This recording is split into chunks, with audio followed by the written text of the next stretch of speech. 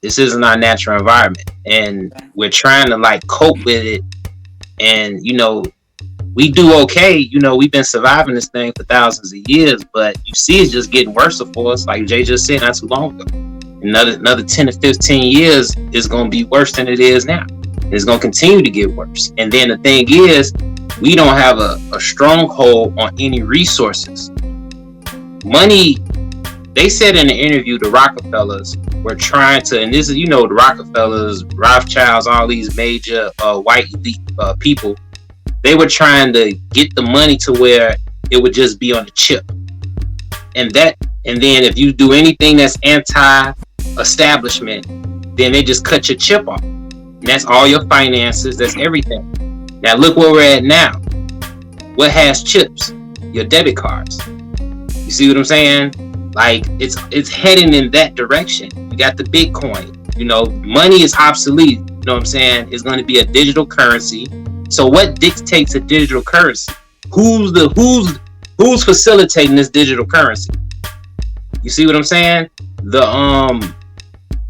It's, as black people, we have to start understanding the importance of resources, real resources. Resources are land, agriculture, water, metals, and whatever else I can't think of right. Cash is a resource, so we can't deny that. We need that. Cash is a resource. Cash is a medium to a resource. You know what I'm saying? You use cash to get the resource. Cash itself isn't the resource. You can't get said resource without the money, right? Yeah, you can, but it takes force. It takes force. Okay, please explain. And then I want Jay to chime in because he's the money man. So, how you gonna tell me use about force? this force. What's the force? How you gonna use force? You're gonna need training. You're gonna need weapons, right? No doubt. That's the thing. But that's the stronghold. Say that again. That requires cash. That requires no. Right? No, cash is a means. Cash is a means to get whatever it is you want. Yeah. That's understandable. Okay, let me ask you this question: How do you get water with cash if if the water that's coming into your home is polluted, like Flint, Michigan? You go and buy bottled water. What if that's tainted too? All the bottled water is tainted now? Yeah, like every store you go to, the water is just tainted. Like Mississippi right now, they got a water issue, right? We got Flint, Michigan. Yeah. New York has something going on where there's a lot of people are breaking out with polio because of the water issues. You guys heard about that? No. I don't think they break out polio because of the water issues. What happens is they check the sewage and they check the sewage, and you can see what pathogens are in the sewage, and they're seeing that polio is one of those pathogens. So they're not getting it from the water. They're just testing the sewage to see what's going on. So they can test the sewage and see, hey, COVID is out here. We're seeing this, that, and the third. But I'm sure the water in New York is not that great either. They got old pipes. Old pipes. Yeah. You know what I'm saying? Here. Yeah. We got old pipes. The point being, okay. I think the issue is just to define resource. Resource is any tool that you use, right? And money is a tool. Money, therefore, is a resource. Your mind is a resource. You know what I'm saying? Your network is a resource. Your strength, your appearance, whatever you need whatever you use to get what you want is a resource. So with that definition, money then is a resource. You know what I'm saying? It's a resource that you use to get other resources. Right. Yeah, I see exactly what you're saying. I'm not trying to make money this crazy thing. What I'm saying is, just from my perspective, is that you can't eat money. You use money to buy food. You see what I'm saying? You don't eat money. You use the money to purchase food. So if you have a backyard full of food, then money is obsolete in a sense, right? Let's say you had enough in your garden to survive for a year. No, you don't need money for food, right? You still need money because you're always going to need money. You're always going to need money. I'm just talking about black folks having a stronghold on natural resources. That's what I'm saying. Yeah. You need money because Black people need money because we don't have a stronghold on any natural resources. Now, we would still need money regardless, because if I have 3 cows and I need a dozen apples, what is the medium of exchange between that? I can't give you my 3 cows. We use that money to make those exchanges easier. It's easier for me to get what I want because we can't just use the barter system. So that's the history of currency right there. Right, the barter system is the history of currency. Yeah, but the barter system was inefficient. So you had to have currency to make things happen. Because let's say you have a cow, but I only got eggs. I got to bring you how many eggs to get even with this cow? Isn't it easier for me to just bring you this one piece of paper that represents that exchange? Like I don't. But who determined that those 3 eggs wasn't worth the cow? Society and the members? Like, we got to stop pretending like it's this big bad boogeyman. The society and the members thereof are the people who dictate this shit. We elect these people who govern us. You know what I'm saying? Every society, you govern your household. You got a homeowners association. We all govern things to different levels, right? I understand there is a boogeyman. Let me not pretend like there's not. And when I say boogeyman, I use that very loosely. But we know who you talking about. Go ahead. But in any society, this is set up. Even if it's in a black society, there's all these mediums of exchange. You can't show me a society where these things do not exist. Throughout human history, they always existed. It's efficient. You need to have this because the barter system in itself, if you look up the history of currency and money, you will see why having paper currency is beneficial. I feel where you're coming from. I totally disagree with you. You can't get me to believe that anything that's man-made is like 100% official. You know what I'm saying? Like it's efficient. You know, I don't know. Maybe my mind goes back to like more of just a primitive state. You know, but if currency didn't always exist, then how were people managing back then? Hold on, but currency always did exist. It just existed. A means of trade existed. But that's currency. That is current. It's in a sense currency. It is current. Not in a sense. It's just a different form of currency. It's still currency. It's this thing has a value. I'm going to exchange it for you with this. That makes a thing currency. We're using paper currency now because it's a more efficient, not 100% efficient, but a more efficient way of exchange. That's all I'm saying.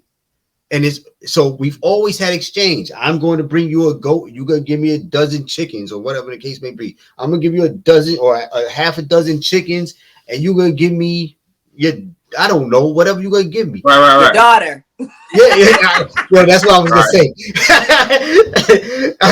Because I was on some dowry shit, right? But that's actually how it's been throughout human history. I'm not saying this off of strictly opinion. You could. No.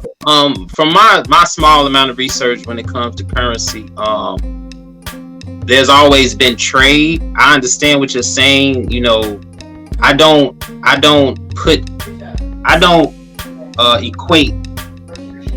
fiat cash, that being the medium, as something that's really needed. I think it's more of a structure put in place that wasn't even established by our people. You know, if you really look into the thing from my history, and if there's anything I'm missing out, please inform me. You know, the currency system was formed off of free labor. You know what I'm saying? Like, oh well, yeah. We're gonna beat you into submission.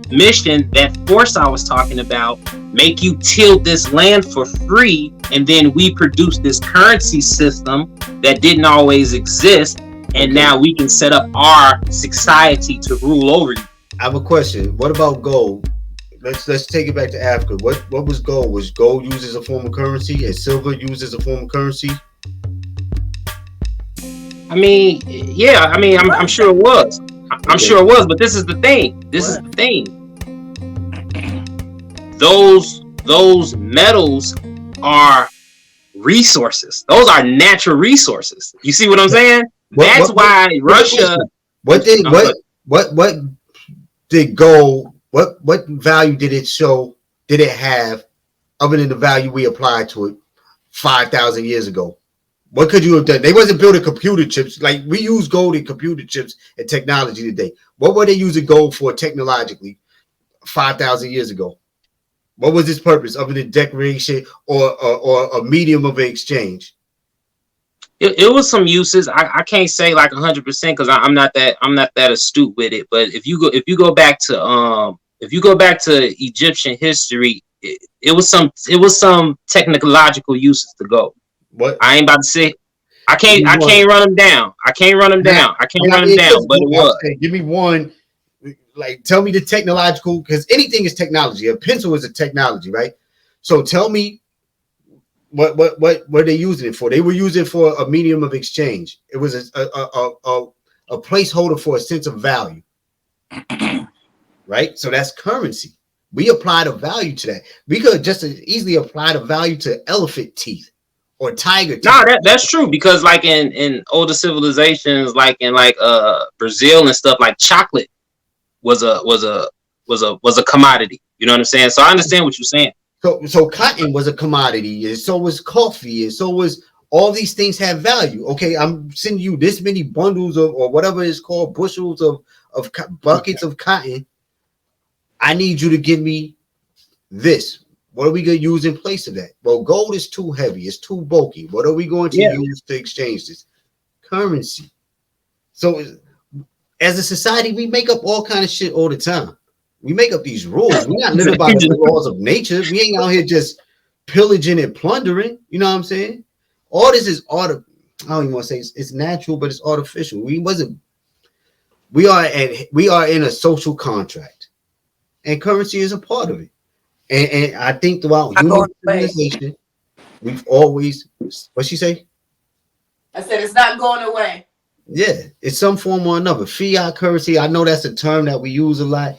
And I know since 1970s, once we got rid of the gold standard, we don't have that same backing, but it still represents something. It's that currency still pays for your shirt, my shirt, these books behind me, college education, the lights we on, the technology that we paying for, that we watch. This currency has a value. It has a place. You know what I'm saying? The only thing is we at the bottom of the food chain. So we sit here and say, oh, they exploiting the system. And they are. They, whoever they may be, the powers that be. But currency has always had a place, is all I'm saying. I'm not saying that your views are wrong. I'm just saying that we're always going to have, I don't want to say we're always, I don't want to speak in absolutes, but currency has always been around. It's not just my opinion. I'm not saying this as somebody that's coming from opinion. I say this off the strength of,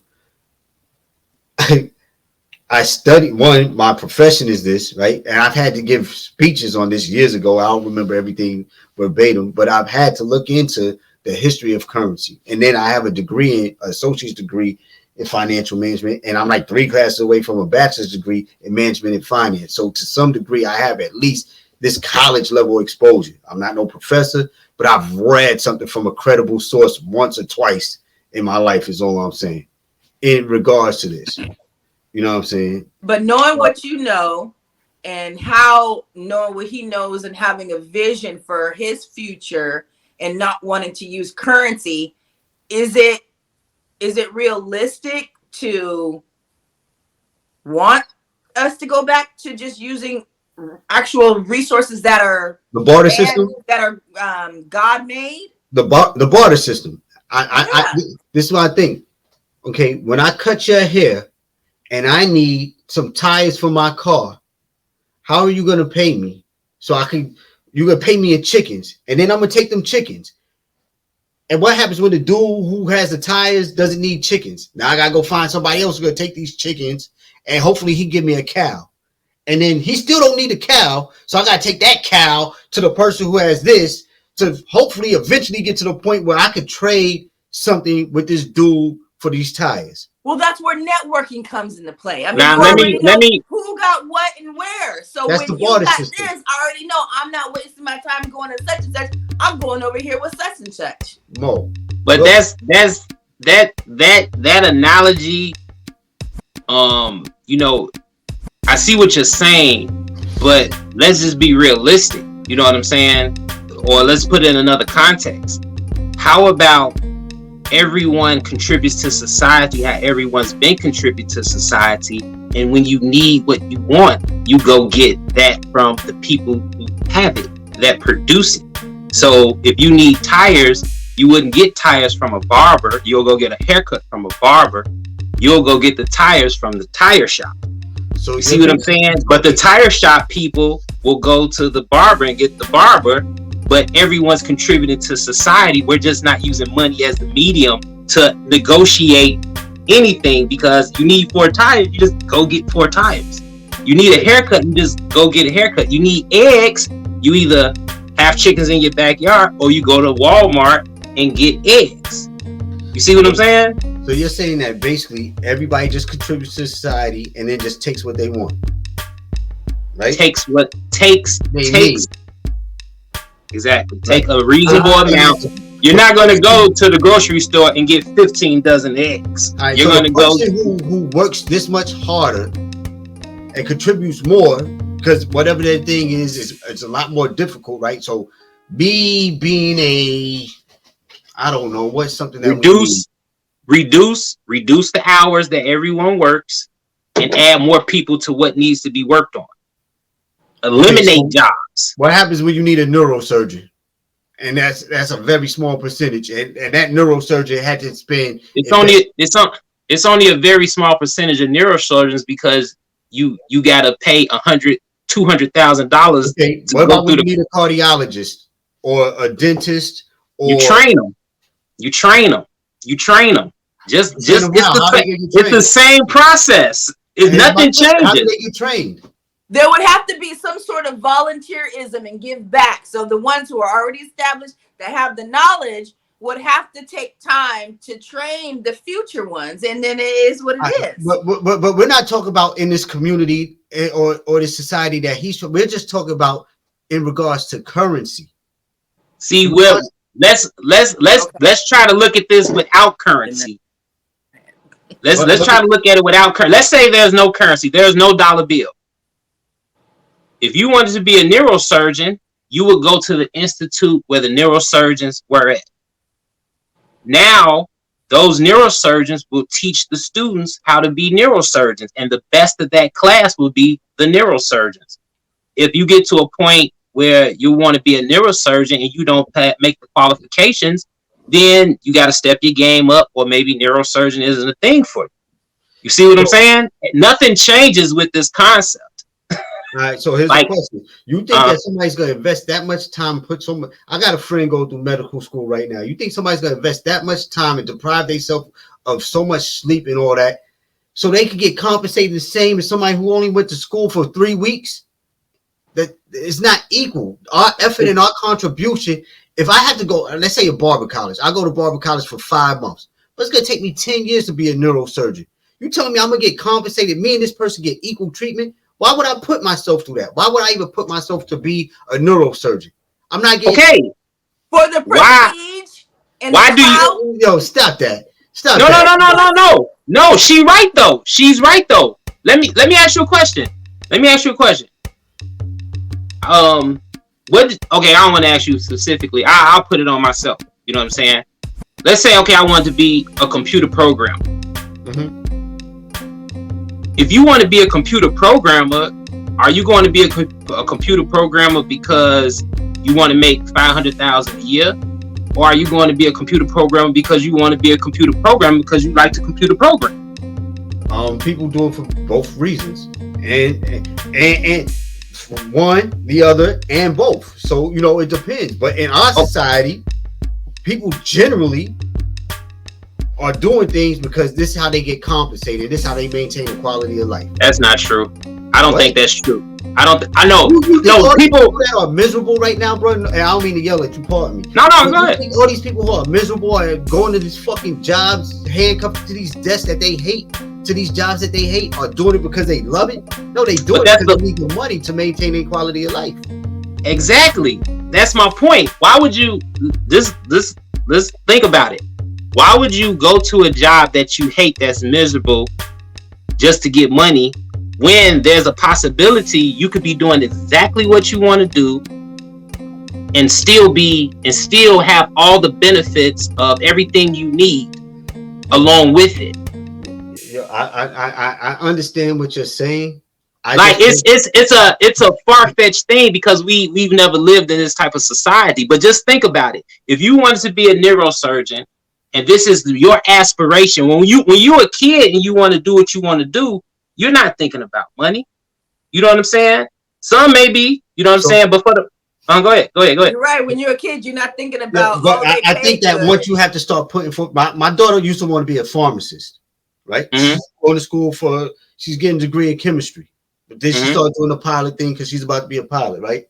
When she started taking them upper level chemistry classes and they started kicking her ass, she's like, "Yo, I'm not trying to be no pharmacist no more. It's not worth it." But it's still $200,000. But she's still gonna do another job that's gonna pay her this much. But her school is paid for. She's not coming out of her pocket. Her school's already paid for. But the amount of effort that people are going through, it's like imagine being a professional athlete. Getting paid the same thing, having the same access. You put yourself through hell to be a professional football player, right?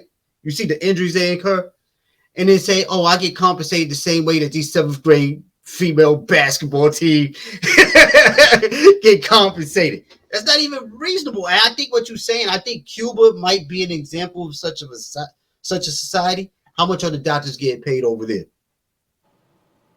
And ask them in Cuba. Because I think this is socialism to some degree, like not the good socialism. See how much people who invest that much time into themselves and their education and that effort that it requires, see how they feel about getting paid the same thing as somebody who just sweeps floors. And I bet you they'd be like, "Yo, this is some bullshit. I put my blood, sweat, and tears into this." Why? If you're pushing yourself to be the best of whatever it is you want to be, why are you worried about what somebody else is doing? No, but see, if that's how you choose to contribute to society, if you want to work on brains and that's how you choose to contribute to society, why are you worrying about the person that just want to sweep floors? Yo, why do you believe that everybody's trying to be the best person that they could be? Like, where the fuck is that happening at? No disrespect. Who amongst us is trying to be the best person? Like, there's plenty. Happy being mediocre, and I wasn't cursing at you, so pardon me. I'm not cursing at you. No, you good, bro. No, you good. The thing is what I'm trying to get across is when you want to do something, you do it because that's what you want to do. The compensation, I want to like have a conversation without saying the compensation. You know what I'm saying? Because every time we talk, money comes up. You see what I'm saying? If you can just block out the money thing and let's just go with the human person. You see what I'm saying? This is just my view. When you're doing something, you do it because it's something that you enjoy doing. Whether how far you go with it, maybe that's not for you. Like you said with your daughter, she wanted to do the pharmacist thing. The chemistry was a little too tough. She wanted to do something else. That's cool if you change your mind, but you can still change your dream job or whatever you want to do and still contribute to society in different ways. You see what I'm saying? So this ideology or this idea that I'm talking about, you can still contribute to society, still put the hours in to get to that job that you really want to do, and then still have the provisions and things you need that any woman need: food, shelter, all this stuff.